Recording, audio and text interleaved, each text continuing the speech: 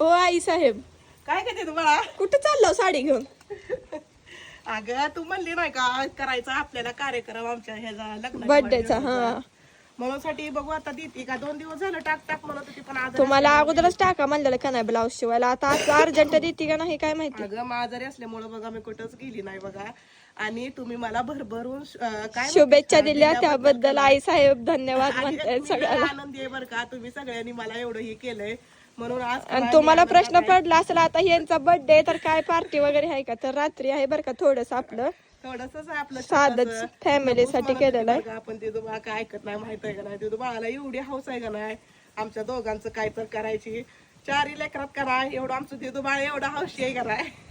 तुम्हाला कळलंच पुढं. आणि मनापासून तुमचा आभार बरगा. तुम्ही भरभरून मला एवढं हे दिलंय. काय म्हणतात कधी तुम्हाला शुभेच्छा दिल्या प्रत्येकाने कमेंट केली बरं का. त्यांचं सगळ्यांचं आभार आहे बरं का. मी मानते. आणि तुम्ही पण या बर्थडेला. आणि तुम्हाला पण म्हणजे असं कुठं जवळपास तुम्ही बघत असाल तर यायचं असलं तरी पण आवर्जून या. तुम्हाला का नाही आता सांगू शकत नाही ना आपण कुठं वाढदिवस आहे ते. नाही अजून काय फिक्स नाही तसं.